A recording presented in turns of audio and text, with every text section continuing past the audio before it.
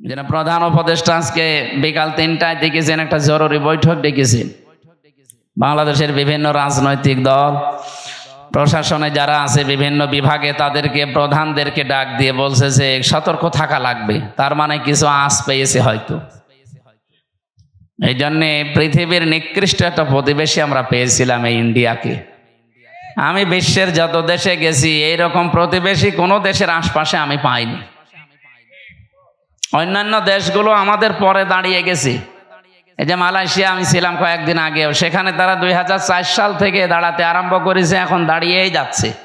কারণ তাদের আশপাশে যেগুলো প্রতিবেশী সব শুভাকাঙ্ক্ষী, আর আমাদের এমন প্রতিবেশী 54 বছরে শুধু আমাদের বিরুদ্ধে শুধু মিথ্যা ছাড়া একটা সত্য কথা বিশ্বের মোড়লদের কাছে বলে না। 54 বছরেই মিথ্যা তথ্য ছড়িয়েছে।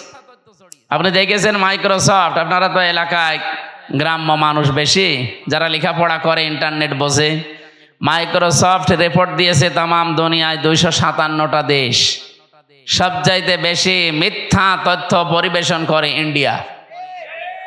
এদের যে সাংবাদিকগুলো, এইগুলোও বেশ মারাত্মক। এই যে ময়ূখ রঞ্জন ঘোষ, আমার মনে হয় জীবনে কোনোদিন সত্য কথা বলেছে কিনা আমার বিশ্বাস হয় না। যত কথা বলে, আমার দেশে যারা এই যে মলম বিক্রি করে বাজারে বসে আঁতরায়, এরাও এত এত হকারি করে না।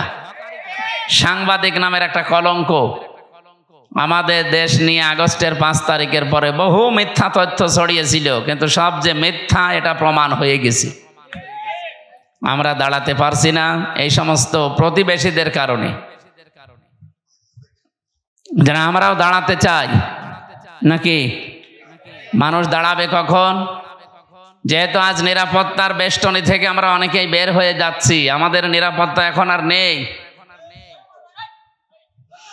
কোরআনে কারীম জানিয়েছে, আল্লাযীনা আমানু ওয়া লাম ইয়ালবিসু ঈমানাহুম বিযুলমিন উলাইকা লাহুমুল আমনু ওয়া হুম মুহতাদুন। সূরা আনআম 7 নম্বর পারা 17 নম্বর পৃষ্ঠার 1ম নম্বর লাইনের 82 নম্বর আয়াতে আছে। এটা তাফসীরে ফি জিলালিল কোরআন সৈয়দ কুতুব রহমতুল্লাহ আলাইহি লিখেছেন। আল্লাহ পাক বলেন, যারা ঈমান আনে আর ঈমানের সাথে কোনোদিন শিরিক আর জুলুম মিশ্রণ করে না। এই এদিকে তাকিয়ে থাকেন, যে যা করছে করুক, আর পেছনে যেন কেউ গল্প করবেন না ভাই। একটু মন দিয়ে শোনেন। আপনি 10 মিনিট শোনেন, কিন্তু নামাজ যেভাবে পড়া লাগে একেবারে মন স্থির করে ওইভাবে শোনেন, তাহলে 10 মিনিটই ইবাদতের সওয়াব পাবেন। আর এদিক ওদিকে তাকিয়ে গল্প করে আপনার আরো গুনাহ হয়ে যাবে। আল্লাহ বলেন, এখন যে নিরাপত্তাহীনতায় পৃথিবীর মানুষেরা ভুগতেছে, নিরাপত্তা দেওয়ার মালিক একচ্ছত্রভাবে চীন। এত আসতে বললেন? তুরস্ক, রাশিয়া, আমেরিকা, ভারত তো এখন নিজেরাই তো নিরাপত্তাহীনতায় ভুগতেছে। আজকে পাকিস্তানের এক লেফটেন্যান্ট কর্নেল, ওনার বাবা অলরেডি জানিয়ে দিয়েছে পাকিস্তান আর্মির কাছে, আমার ছেলে যুদ্ধের ময়দানে আছে, ওর যদি পেছনে গুলি লাগে তাহলে আমার বাড়িতে নিয়ে আসবেন না, ওর যদি সামনে গুলি লাগে আমার বাড়িতে নিয়ে আসবেন, আমার জায়গা ঠিক করা আছে, কবর দিয়ে দেব। ঠিক লাশ নিয়ে এসেছে আজকে। লাশ নিয়ে আসার পরে দেখে পেছনে একটা গুলিও লাগে নাই, সামনে গুলি লেগেছে 22টা। যাদের ঈমান এই পর্যায়ে অলরেডি পৌঁছিয়ে গেছে তাদেরকে হারানো অত সম্ভব সহজ না। এমনি দাদার ভয় লেগে যাচ্ছে, দাদা পাগল হয়ে যাবে আর কিছুদিন যাক। একটা দেশের সাথে দাদার মিল নেই। আমি কতগুলো দেশ ঘুরে আসলাম আশপাশে, শ্রীলঙ্কার সাথে ওদের মিল নেই, মালদ্বীপের সাথে মিল নেই, থাইল্যান্ডের সাথে মিল নেই, না এই যে আফগানিস্তানের সাথে একটা বর্ডার আছে, মিল নেই। পাকিস্তানের সাথে তো দা কুমড়ার সম্পর্ক, এরপরে ভুটানের সাথে মিল নেই, মায়ানমারের সাথে মিল নেই। আমাদের সাথে মিল ছিল, বুবু ছিল, বুবু নেই, মিল নেই। যাক, বুবু যখন চলে গেছে, এতদিন যারা বলতো আমাদের স্বামী স্ত্রীর সম্পর্ক, আপনারা ওখানেই থাকেন, কিন্তু দোলা ভাইয়ের সম্পর্ক আমরা মানি না। ববু মানি, দোলা ভাই মানি, কারণ দোলা ভাই তো মুসলমানি দেওয়া লাগবে। এটাকে আমি বানালাম না। সূরা বাকারা 2 নম্বর পারা 16 নম্বর পৃষ্ঠা 4 নম্বর লাইনে আছে। 221 নম্বর আয়াতের মাঝের অংশে দেখেন, কোন মুশরিক পুরুষকে কোন মুমিনা নারী বিয়ে করতে পারবে না যতক্ষণ সে মুসলমান না হয়। দাদা তো এখনো মুসলমান হয়েছে, তার সাথে আপনি এতদিন মিথ্যা কথা বলেছেন জাতির লোকের কাছে যে আমাদের স্বামী স্ত্রীর সম্পর্ক হয় কি করি। দাদা হচ্ছে ফুল হাতা আর আমরা হাফ হাতা। আমরা হাফ হাতা না, এখানে কয়েকটা হয়তো ফুল হাতা থাকতেও পারে, ওই যে ছোট ছোট বাচ্চা যারা। সুতরাং আমাদের সাথে যদি এখন আত্মীয়তা করাই লাগে, দাদার এই বুড়ো বয়সে মুসলমানি দেওয়া লাগবে। আর আপনি এই বয়সে হাজাম পাবেন কোথায়? কি কথা বলছেন এখানে? হাজাম কোথায় পাবেন? বুড়ো হাজাম নিয়ে যান, ও ছাতা দেখা যাচ্ছে আগা কাটতে যে গুড়া কেটে ফেলিছে। জীবনের মতো দাদার মুসলমানের শখ মিটে যাবে। এই জন্য ওনার সাথে বিয়ে করা যেহেতু জায়েজ নেই, বউ একটু সাবধানে থাকবেন, কারণ ওই গরুর মদ খাওয়া লোক তো, ওদের তো চরিত্র ঠিক নেই। হ্যাঁ কথা বলেন না কেন? চরিত্র ঠিক আছে? তাহলে বউ কই? এই জন্য কে যেন গান বেজেছিল, মদের বউ নাই, বাকিটা আর বললাম না, নিজের মেয়ের ওপর পড়বে না, থাক। সম্মানিত ভাইরা, আমরা নিরাপত্তার জন্য যাদের কাছেই বলি না কেন, কেউ নিরাপত্তা দেওয়ার মালিক না। নিরাপত্তা দিতে পারে শুধুমাত্র আমাদের মালিক কে? আল্লাহ আয়াতের ভেতরে 2টা কথা দিয়েছেন, আল্লাযীনা আমানু, যারা ঈমান আনে, ওয়ালাম ইয়ালবিসু ঈমানাহুম বিজুলমিন, এবং তাদের ঈমানের সাথে যারা শিরিক এবং জুলুম মিশ্রণ করে না। এখানে জুলুম মানে শিরিক। সুতরাং আমরা যদি নিরাপত্তা আল্লাহর কাছ থেকে পেতে যাই, আমাদের ঈমান যাই আছে, ঈমানের সাথে যেন কোনো শিরিক, কোনো জুলুম মিশ্রণ না হয়। কে কথা বলেন? কথা বলেন। আল্লাহ পাক বলেন, এ পর্যন্ত বলে আমি শেষ করে দেইনি, তা বলার জন্য আমি এ পর্যন্ত বক্তব্য দিলাম। আল্লাযীনা আমানু ওয়া লাম ইয়ালবিসু ঈমানাহুম বিজুলমিন উলাইকা লাহুমুল আমন। নিজে এইভাবে মনে হচ্ছে কুদরতির আঙ্গুল দেখিয়ে বলছে, এই মানুষগুলোই নিরাপত্তার হকদার। এরাই নিরাপত্তার হকদার যারা তাদের ঈমানের সাথে জুলুম এবং শিরিককে মিশ্রণ করে না। ও বাংলার মানুষেরা একটু খেয়াল করে দেখেন তো, আপনি কি আল্লাহর পক্ষ থেকে এখনো নিরাপত্তা পেয়েছেন? আপনার ঈমান কি শিরিক মুক্ত? না। এখন যদি বলেন শিরিক কি, আপনি এই কথা আগে ক্লিয়ার করেন। পরা কোরআন শরীফ থেকে আমি শিরিকের যে শ্রেণী বিন্যাস পেয়েছি, শিরিক বিজাত, শিরিক বিল সিফাত, শিরিক বিল ইখতিয়ারা, শিরিক বিল হুকুক, 120 প্রকার এভাবে সিরিয়াল করা আছে তাফসিরে। এক কথায় জবাব দিচ্ছি, সব বাদ দিয়ে দিলাম। আল্লাহ যেটা পারে ওইটা অন্য কেউ পারে, এই বিশ্বাস করার নাম শিরিক। কথা বোঝা গেছে না? আল্লাহ যেটা পারে ওইটা অন্য কেউ, বলেন বলেন। এই বাংলাদেশে বহু মানুষের মুসলমান নামের আগে মোহাম্মদ লেখে, নামের শেষে হোসাইন লেখে, কিন্তু মাঝখানের শব্দটা যাই হোক না কেন, ঈমান থাকার জন্যে যেটা দরকার ওইটা তার ভেতরে পাওয়া যায় না। আল্লাহ নিজে জানিয়ে দিলেন যে আমি যেটা পারি ওটা অন্য কেউ পারে না। কেউ যদি মনে করে না যে অন্য কেউ পারে, সে আর মুসলমান নেই, সে মুশরিক। এবার বলেন তো, আইন দিতে পারে কে? এটাকে আমি বানিয়ে বলছি, আলা আলাহুল খালকু ওয়াল আমরু। এ পৃথিবী বানিয়েছি আমি, এখানে সিদ্ধান্ত চলবে আমি আল্লাহর। সুতরাং এই জায়গায় যদি কেউ হাত দিয়ে বলে যে না আমরাও পারি, এই যে নারী কমিশন যে 318 পৃষ্ঠার রিপোর্ট দিয়েছে, আমি পুরাটা পড়েছি।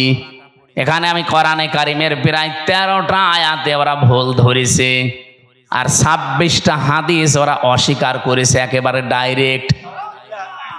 যেখানে কোরআনের একটা অক্ষর কেউ যদি অবিশ্বাস করে, সে অলরেডি বেঈমান হয়ে যায়। আর পুরাপুরি 13টা আয়াতই ওরা মানে না। তার ভেতরে যেটা বললাম এটা, আলা লাহুল খালাক ওয়াল আমরু তাবারাকাল্লাহু রাব্বুল আলামিন। বলেন আল্লাহু আকবার।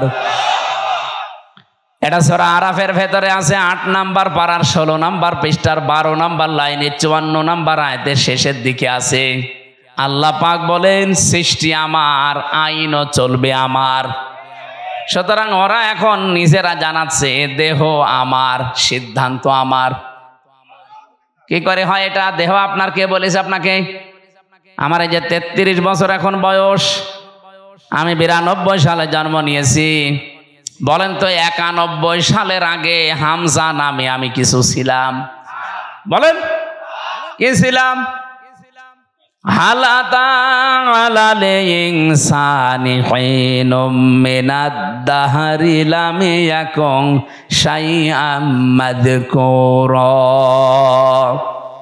রব্বুল আলামিন বলেন আমার নামেই মনে করেন আল্লাহ আয়াতটা দিয়েছেন হামজা। 33 বছর এখন চলে তোমার, 34 বছর আগে তুমি তো উল্লেখ করার মতো কিছু ছিলে না। আমার নাম ছিল না, ঠিকানা ছিল না, পরিচয়ও ছিল না। কুষ্টিয়া জেলার সদর থানার হালসায় আমার বাড়ি, এটা ছিল। কারণ আমার মা বাবার বিয়ে হয়েছে 34 বছর আগে। ও নওগাঁবাসী যারা এই রিপোর্ট দিয়েছেন, এই আয়াত অনুযায়ী অলরেডি তারা আল্লাহর সাথে শিরিক করে মুশরিক হয়ে গেছেন। তওবা যদি এরা না করে আর এদের যদি কেউ সমর্থন জানায়, এদের জীবনেও ক্ষমতা হতো না। এদের পেছনে কোনো রাঘব বোয়াল কাজ করছে। আপনি কি বাস্তবতা বোঝেন? ভারতে কোরআনের 26টা আয়াতের বিপক্ষে ওরা কেস দিয়েছে কোর্টে। ভারতে কলকাতার কোর্টে ওরা কেস দিয়েছে কোরআনের 26টা আয়াতের বিরুদ্ধে, যে এইগুলো দুনিয়ার কোরআন থেকে তুলে দেওয়া লাগবে। এর কিছুদিন পরেই দেখেন এখন অলরেডি নারী সংস্কারের নাম নিয়ে, কমিশনের নাম নিয়ে 13টা আয়াত এখন বাতিল করার আহ্বান জানাচ্ছে, যেগুলো চলবে না। কোরআনের 13টা আয়াত না বাংলাদেশে একজন মুসলমান যদি বেঁচে থাকে, একটা অক্ষরও আমরা তুলতে দেব না। কে এই বিষয়ে আপনারা একমত নেই?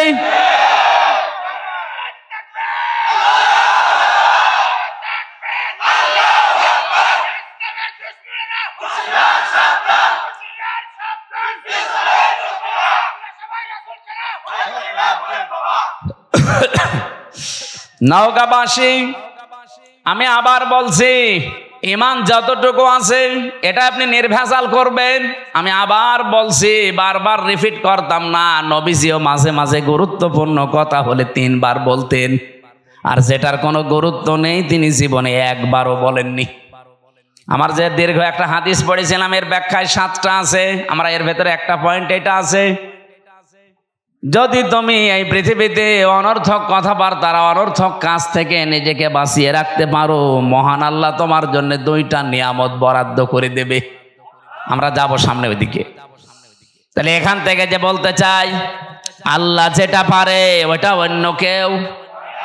আবার বলেন, আল্লাহ যেটা পারে অন্য কেউ। সন্তান দিতে পারে শুধুমাত্র পীর সাহেব। কে? আপনাদের এই নওগাঁ জেলায় এই যে মান্দা, কয়েকদিন আগে এসেছিলাম, যে বাড়িতে বসলাম, ওই বাড়িওয়ালার 2টা ছেলে, আর একটা আছে পেটে 6 মাস, ছন করে দেখছে ওইটাও ছেলে হবে। পানি নিয়ে এসে বলছে, হুজুর এমন পানি পড়বেন যেন এবার মেয়ে হয়। মনে হচ্ছে আমি ডাউনলোড করে নিয়ে এসেছি। আর বগুড়া গাবতলী তারেক জিয়া সাহেবের গ্রামে একবার গিয়েছিলাম গত বছর। এক লোক এসে বলছে, হুজুরে আপেল পড়িয়ে দিন। আমি সূরা ফাতিহা পড়ে ফু দিলাম। আমার কানের কাছে মুখ নিয়ে বলছে, এমন আপেল পড়বেন যেন এবার ছেলে হয়। কেন? আমার বারবার মেয়ে হয়, তো এই জন্য আপনারা দিয়ে আমি আপেল পড়াচ্ছি। আপেল দিলাম ফেলে। আপেল কই? ফেলে দিস। আরে ভাই, আপেল পড়ে যদি ছেলে হইতো, আমার 3টা মেয়ে হইতো না? ম্যাডামের শুধু আপেল খাওয়াতাম। কি বিশ্বাস দেখেছেন হুজুরের উপরে? এই বিশ্বাসটা যদি আল্লাহর উপরে 100 ভাগ করতো, আমার মনে হয় আল্লাহ দিলে দিতে পারতো। আমি পারবো? আমি পারলে আমারটা পারতাম না? মেয়েরা যারা এসেছেন, এক কথায় শিরিক যেন জীবনে না ঢোকে। আল্লাহ যেটা পারে পৃথিবীর অন্য কেউ। একেবারে নির্ভেজাল থাকা লাগবে। আপনি আমল কম করেন, নামাজ রোজা জিকির আজকার একটু তো হালকা পাতলাও থাকে, কিন্তু ইমানের ভেতরে যদি একেবারে নির্ভেজাল হন, শিরিক মুক্ত থাকেন, আমি গ্যারান্টি দিতে পারি আপনাকে আল্লাহ জান্নাত দিয়ে দেবে। কিন্তু একেবারে গাড়ি গাড়ি পাহাড় পরিমাণ ইবাদত করে বসে আছেন, শিরিক নিয়ে আল্লাহর কাছে গেলে, সূরা ফুরকান 19 নম্বর পারা 1 নম্বর পৃষ্ঠা 4 নম্বর লাইনে 23 নম্বর আয়াত, আল্লাহ পাক বলেন, কাদিমনা ইলা মা আমিলু মিন আমালিন ফাজাআলনাহু হাবাআম মানসুরা। কোন মানুষ যদি শিরিক মিশ্রিত আমল নিয়ে আমার কাছে ধরা দেয়, ওটা তো দেখা দূরের কথা, ওর মুখের উপরে ধুলি কণার মতো নিক্ষেপ করব। যেন আমাদের জীবন যেন এরকম না হয়ে যায়। আমরা নিরাপত্তা চাই কার কাছে? শিরিক মুক্ত হওয়া লাগবে। বোঝা গেছে? 2 নম্বরে না, আপনারা শুনছেন না, আমি একেবারে পয়েন্ট আকারে বলছি, এরপরও যদি মনে রাখতে না পারেন তো বাড়ি গেলে তো এখনই ভুলে যাবেন। সিলেটের ইলিয়াস আলী আজ পর্যন্ত পাওয়া গেল না। লোকটারে কি সম্বল ছিল সিলেটের জন্য, সঠিক কথা বলতো আমি দেখেছি। ভারতের আধিপত্য এই উগ্রপন্থী যারা, এদের বিরুদ্ধে বজ্রকণ্ঠ ছিল লোকটার, কিন্তু তাকে আজ পর্যন্ত পাওয়া গেল না। তার পরিবারের তার ছোট্ট মেয়েটা আমি দেখেছিলাম ওই দিন হাসিনার কাছে যেদিন যায়, বলে আমার বাবাকে ফিরিয়ে দেন, কি মায়া কান্না করছিল যে না আমি দেখতেছি, অথচ ওই সময় তারে মেরে ফেলেছে। এত বড় নাটক আপনি করলেন। আমি ওই দিন ওনার চোখে পানি দেখিনি, কিন্তু সান্ত্বনা দেওয়া দেখেছি। আগস্টের 5 তারিখে ওনার চোখে আমি পানি দেখেছি। আমার এই ছোট্ট জীবনে ওনার দিকে আমি যতবার তাকিয়েছি, এই একবার শুধু কান্না দেখলাম। এর আগে জীবনেও কোনোদিন কে দিয়েছে বলে আমি দেখিনি, শুধু একটু কান্নার ভান করিস। আপনার পেছনে আপনার এই চেয়ারের সাথে কত মানুষের হাহাকার লেগে আছে আপনি জানেন? আমার মেয়েটার পিছন ভ্যান ধরে ঝুলছিল, এরপরও আপনার মন গলে নাই। 7 মাস আমি ওকে রেখে এসেছিলাম, বাড়ি যেয়ে দেখি একবারে ও 3.5 বছর হয়ে গেছে ওর বয়স। কারণ আমি একবারে 3 বছর কতদিন পরে বাড়ি থেকে গেলাম জেল থেকে। ও নিজেও আমারে চেনে না। যেদিন আমি জেল থেকে বাড়ি গিয়ে নিচতলায় দাঁড়িয়েছি, ওই ছোট মেয়েটা আমারে বলছে, হুজুর আমাদের বাড়ি আসেন। ও মনে করছে এরকম হুজুর বহু আসে, 3 বছরে এটা মনে হয় হুজুরই হবে। আমি যে ওর বাবা ও জানেই না, কারণ এই 3 বছরে তো জীবনে ওরা দেখিনি আমি। আমার সাথে দেখা সাক্ষাৎ পর্যন্ত, আমার যোগাযোগ পর্যন্ত বিচ্ছিন্ন ছিল। আমার আর মাওলানা মামুনুল হক আর তারেক জিয়া সাহেবের বন্ধু গিয়াসউদ্দিন মামুন ভাই, এই 3 জনের দিকে সিসি ক্যামেরা তাক করে রেখেছিল। 24 ঘন্টা আমাদের সাথে কেউ যেন না তাকায়, কথাও কেউ যেন না বলে ভয়। ওরা সব স্বরাষ্ট্র মন্ত্রণালয় থেকে বসে বসে দেখতো। ওই যে বুড়ো শয়তানটা স্বরাষ্ট্রমন্ত্রী যেটা, ওইটা ওখান থেকে মনিটরিং করতো, দেখতো আমাদের সাথে কেউ কথা বললে, রিপোর্ট দিলে তার চাকরি শেষ। সিসি ক্যামেরার আওতার বাইরে থেকে দাঁড়িয়ে ওই মুখ নাড়িয়ে নাড়িয়ে দেখতাম আমার সাথে কথা বলতো কারারক্ষীরা। সবচাইতে বেশি কষ্ট দিয়েছে গিয়াসউদ্দিন মামুন ভাই রে, আর অপু সাহেব রে, তারেক জিয়া সাহেবের পিএসকে। বিশেষ করে অপু ভাই জীবনে আমার যে উপকার করেছে জেলখানার ভেতরে, আমি জীবনেও ভুলতে পারি না। যেখানেই যাই, বিশেষ করে তাহাজ্জুদের নামাজের পরে আমার ওনার নামটা এমনি মনে চলে আসে, আল্লাহ অপু মিয়াকে তুমি মাফ করে দিও, বলেন আমিন। উপকার যে করেছে আমি কৃতজ্ঞতা স্বীকার করি তার। বলেন তো, আমি একটা ছোট মানুষ, ওই সময় আমার 30 বছর বয়স ছিল, এখন নাই 33। কি করেছিলাম এত আমি, যে আমাকে এত শাস্তি দেওয়া লাগবে আপনার? 3টা বছর আমি জানি না যে বাইরে কেউ বেঁচে আছে না মরে গেছে। পরে বের হয়ে শুনছি আমার দাদা মরে গেছে, আমার আপন দাদা, যে আমাকে মাদ্রাসায় পড়িয়েছিল। আমি শুনলাম আমার চাচাতো এক ভাই ছিল, সে মরে গেছে। আমার একটা শালা ছিল, সেও মরে গেছে, চাচাতো শালা। আমার নানি বেঁচে ছিল, উনিও মারা গেছে, আমার নানা ছিল, উনিও মারা গেছে, একটাও আমি জানিও না, কারণ আমার কাছে কেউ খবর দিত না। ভয়ে আসবে কি করে? সিসি ক্যামেরা দেখলেই তার পরের দিন আবার পানিশমেন্ট দিত। ওই দূর থেকে মুখ নাড়িয়ে হাতের ইশারায় বলতো যে আপনার অমুকে অমুক, মানে আমি বুঝতাম যে হয়তো কেউ মরে গেছে আজকে। নিজেকে আপনি এই জায়গায় একটু দাঁড় করিয়ে বলেন তো, কি কড়াকড়ি করতো আমার সাথে। এই জুলুমটা করে আপনি কি পেলেন? এখন তো নিজেই দেশান্তরিত হয়ে বসে আছেন। কি কথা বলছেন না কেন? জুলুম করবেন না কারো উপরে, এটা আল্লাহ জীবনও সহ্য করে না। এত বড় নিকৃষ্ট একটা জিনিস, এত বড় বাদশার শুধু একটা মাজলুমের বরদোয়ার কারণে তার জান্নাত উদ্বোধন করা দূরের কথা, চৌকাঠে আল্লাহ পা দিতে দেয়নি। আর আপনি বিশাল স্বপ্ন সাথ নিয়ে বসে আছেন এত বড় বড় জুলুম করে। কত মানুষকে আয়না ঘরে রেখে তার জীবন শেষ করে দিয়েছেন। রিমান্ডে আমার যে মাটির নিচে নিয়েছিল যে ঘরে, ওরা নিজেরাই বলতো যে পাশ দিয়ে যেটা দেখতে পাচ্ছেন এই ড্রেন, এর ভেতরে কত মানুষকে আমরা কারেন্টের শক দিয়ে মাছের খাবার বানিয়ে দিই। এরকম অবস্থায় আপনি কি দিক দ্বারা ঠিক থাকবে আপনার? এরপরে আমার বলছে আপনাকে যা বলতে বলি, এটা যদি ম্যাজিস্ট্রেটের কাছে না বলেন আপনার বউ তুলে নিয়ে আনবো। আপনি কত বড় ইমানদার যে এই সময় ঠিক থাকতে পারবেন বলেন? এই শেষ পর্যায়ে 10 দিন একাধারে অত্যাচার করার পর আমার মাথার চুল থেকে পায়ের তালু পর্যন্ত 1 ইঞ্চি জায়গা বাকি নেই যেখানে টর্চার করে নাই। শেষ পর্যন্ত আমার সহ্যের বাইরে চলে যাওয়ার পরে বললাম, যান, যা বলবেন বলেন, আর কি করব। যে বলছে আপনার বউ তুলে নিয়ে আনবো, তখন আর কিছু বলা যায়? আর কারণ ওদের তো চরিত্র নেই, তাই তুলে নিয়ে আসছে। বারবার চিন্তা হচ্ছিল বাচ্চাটার বয়স কেবল 7 মাস, এ অবস্থায় তুলে নিয়ে আসলে তো বাচ্চাটাও নিয়ে আসবে। আর যেখানে আমারে রাখে এত বড় বড় মশাই আমারে কামড় দেয়, ওরা আসলে এমনি মশার কামড়ে মরে যাবে। এই জন্য বললাম যে যান স্যার, যা ভাল লাগে করেন, আপনারা যা বলতে বলেন আমি বলবো।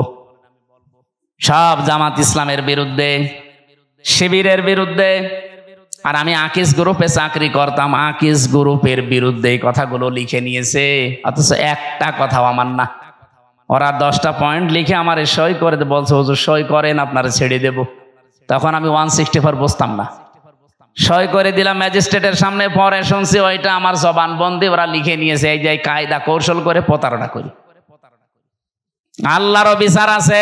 10 দিন পরে আমি যে জেলে যেয়ে দেখি ওই ম্যাজিস্ট্রেট যেটা আমার সই করেছিল প্রতারণা করে মিথ্যা বলে, ও দেখি জেলখানায়। কি গো হুজুর, আমার বউ আমারে মামলা দিয়েছে। ঠিক করিস, শয়তান। যৌতুকের মামলা দিয়েছে।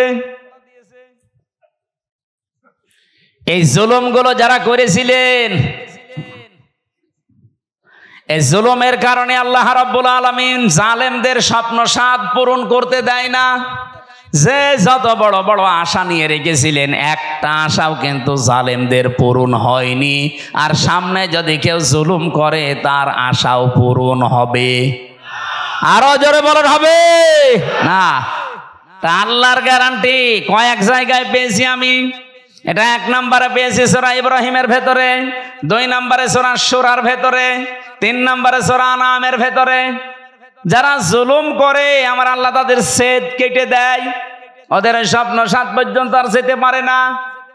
কোরআনে কারীম জানিয়েছে, সূরা আলে ইমরানের ভেতরে আছে, ইন্নামা নুমলি লাহুম লিয়াজদাদু ইসমা ওয়া লাহুম আযাবুম মুহিন।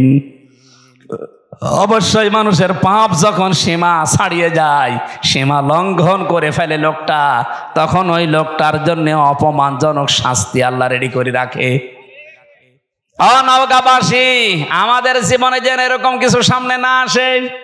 চেয়ারে কারা আসবেন আমরা জানি না, যারা আসবেন তারা যেন নিজের ওপরে, পরিবারের ওপরে, সমাজের ওপরে, রাষ্ট্রের ওপরে, জনগণের ওপরে জুলুম করবেন না। কথা বলেন না কেন? বারবার বলছি, আহ্বান জানি, এটা রেকর্ড হচ্ছে, সারা দেশ চলছে। যারা আসবে জুলুম করবেন না।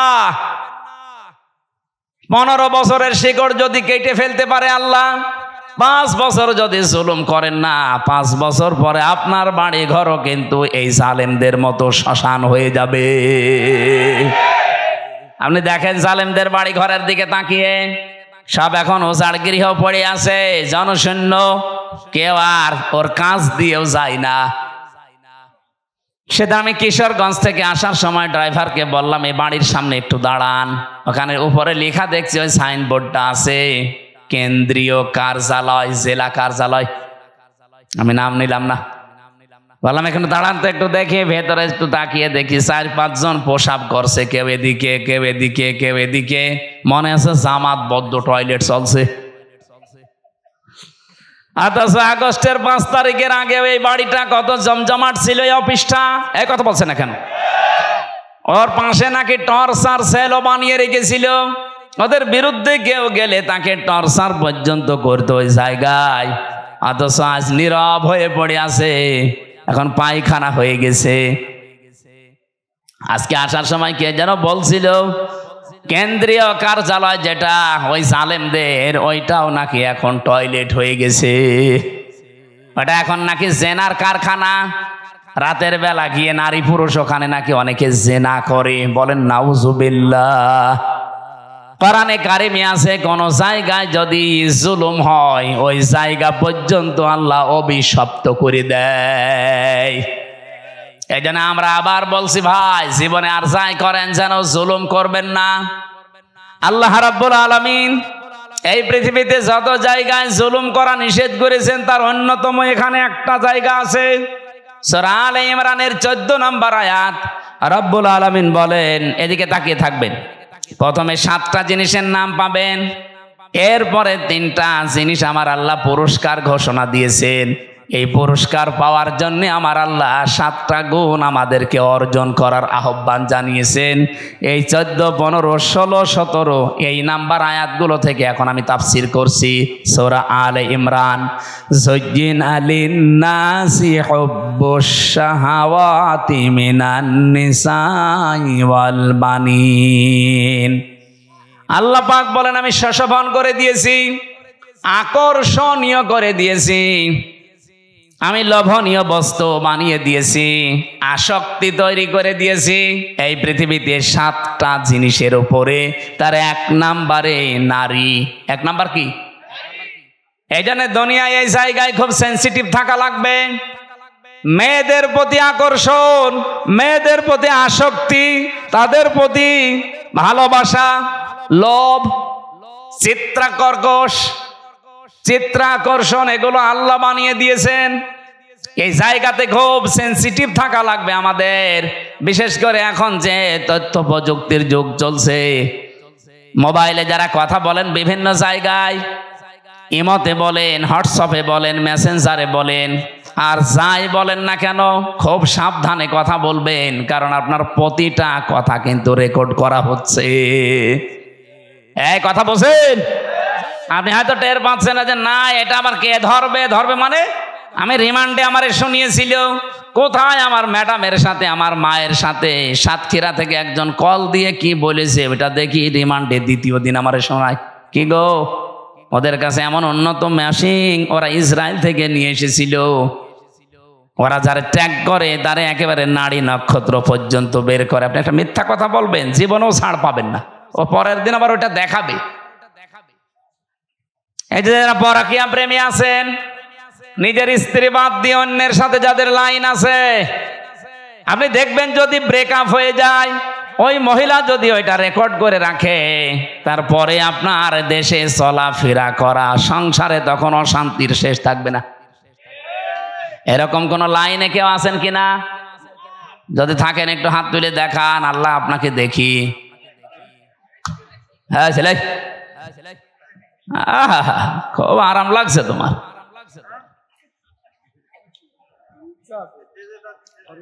না ধরা খাবেন কিন্তু। দেখলেন না টাকলা মোরাদ মাত্র 6 মিনিট কয় সেকেন্ডের অডিও কল, তাও ফাঁস হয়ে গেছে। ওর মন্ত্রিত্ব শেষ, ওর এমপিগিরি শেষ, দল থেকে বাদ। আর কি অপমান! অত 6 মিনিট কয় সেকেন্ড না, এরকম হাজার হাজার মিনিট আমাদের এখন রেকর্ড হয়ে আছে। আমাদের এগুলো যদি আমার আল্লাহ ফাঁস করে দেয় কি হবে আপনি টের পাচ্ছেন? এগুলো তো আমি পারি না ভাই, এটার জন্য নিয়ে আসলে হবে। আলাদাভাবে বক্তা নিয়ে আসতে পারেন এগুলোর জন্য। যাদের এই যে রাত 10:30 পর্যন্ত কথা বলালেন, কি করলো তোরা?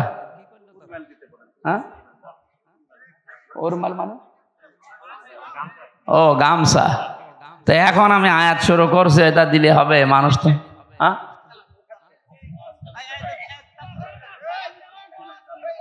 হ্যাঁ, যে ওই যে ওনারাদের লোকজন যাই গোপনে গোপনে আস্তে আস্তে দিয়ে দেবেন। আমরা কোরআন এই আয়াতটা শেষ করব না? রব্বুল আলামিন জানিয়েছেন, পৃথিবীতে আমি আসক্তি তৈরি করে দিয়েছি যেহেতু মেয়েদের প্রতি, এজন্য এই জায়গায় আমাদের আদি পিতা হযরত আদম আলাইহিস সালামও কিন্তু দুর্বল হয়ে গিয়েছিলেন।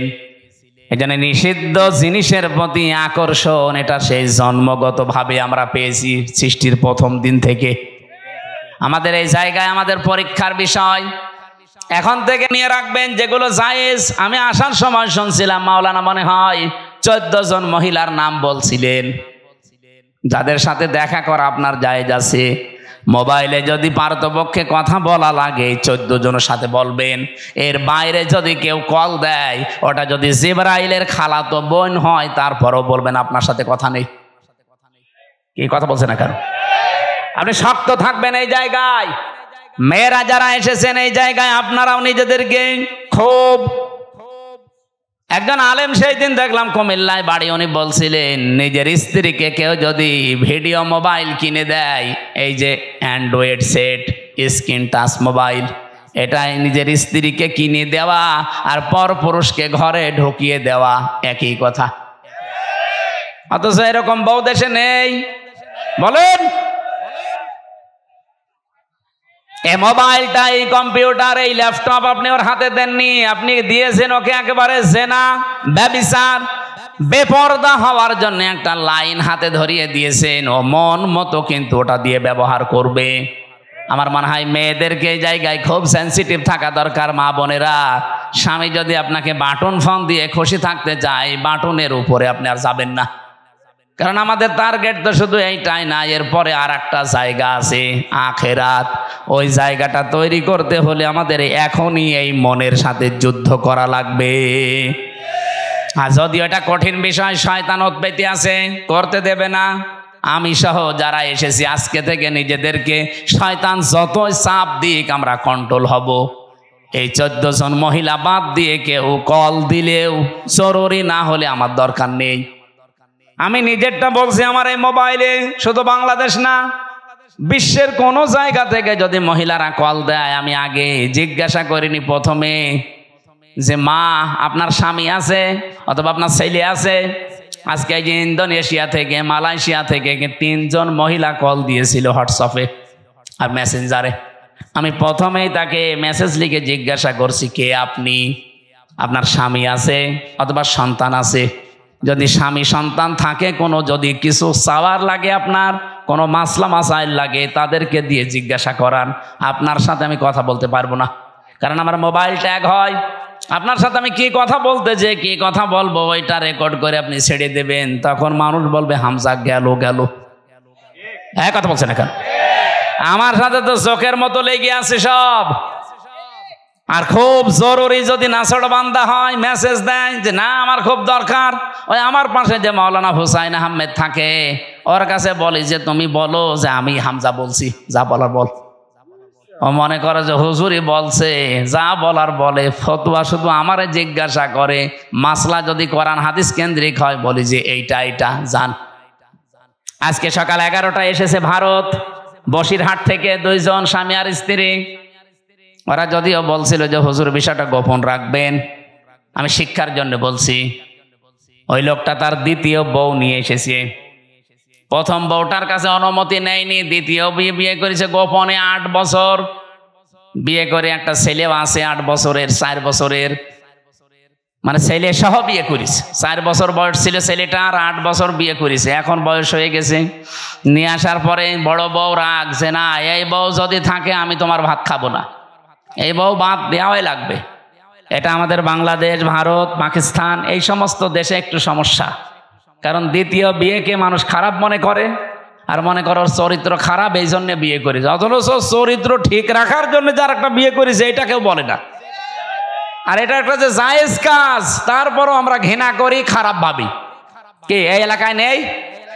যত ভালো বউ নিয়ে বাস করেন, আর একটা বিয়ে করে দেখেন গোপনে, আপনার 14 গোষ্ঠী উদ্ধার করবে।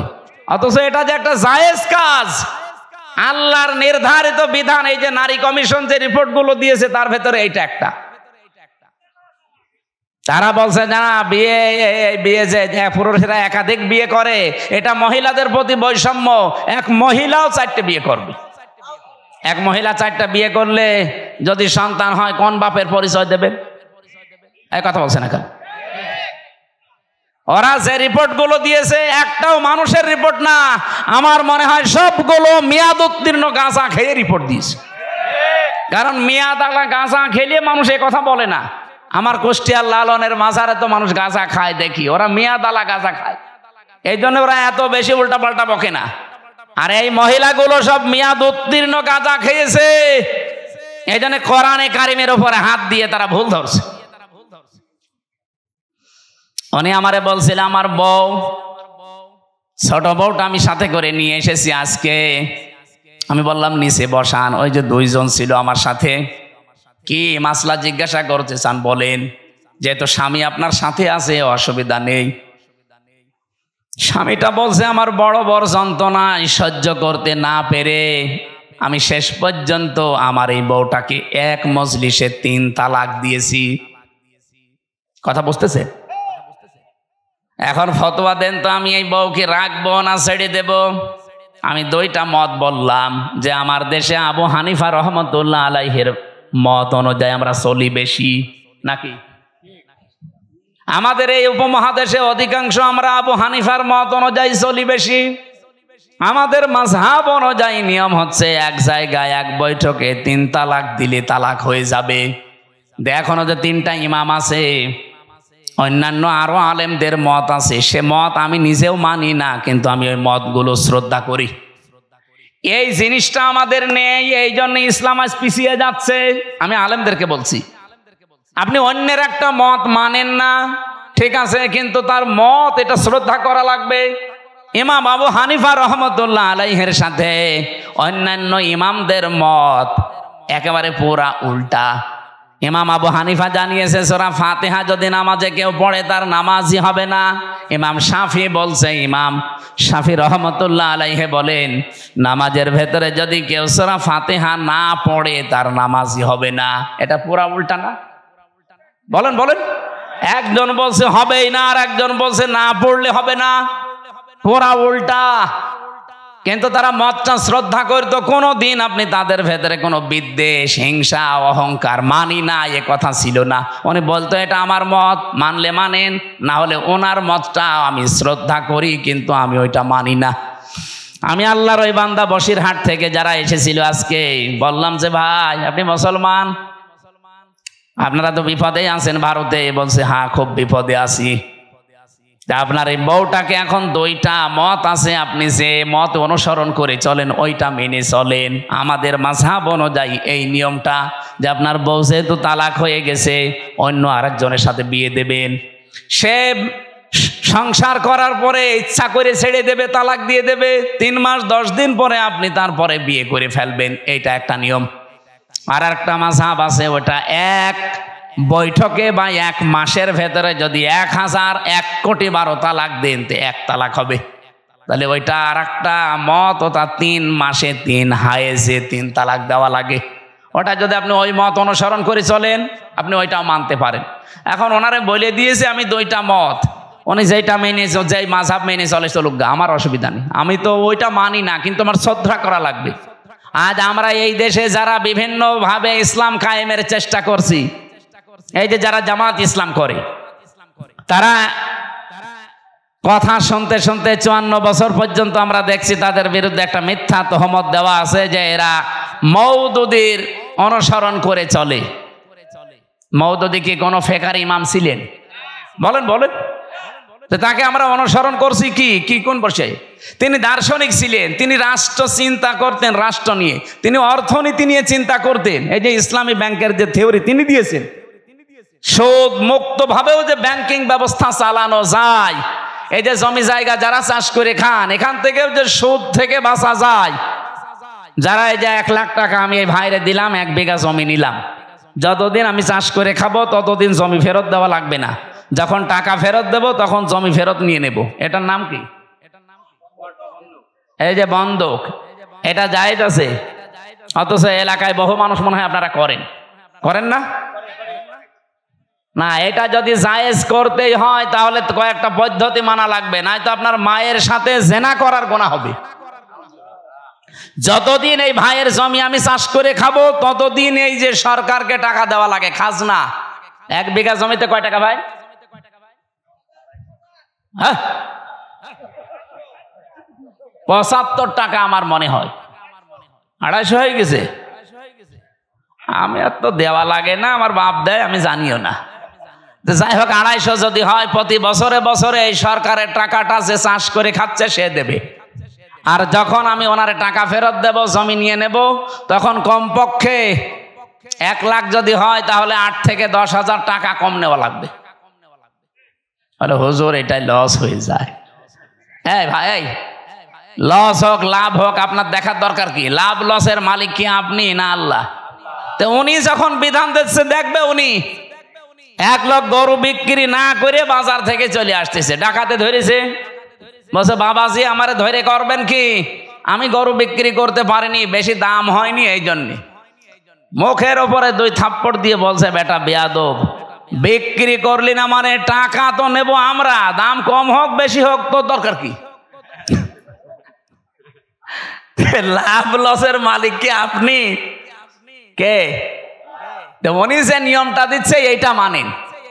আশা করছে এখন থেকে এই সিস্টেম মেনে চলবেন। আর একটা নিয়ম আছে, এই যে খেয়ে দেয়ে শোধ, জমি দিলাম, এটা কি বলে? কন্টাক্ট, এটা জায়েজ আছে।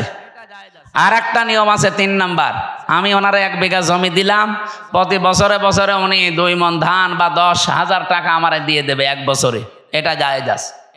কারণ 1 বছরে 1 বিঘা জমি থেকে অন্তত 10,000 টাকা উপায় করা কোনো ব্যাপার না।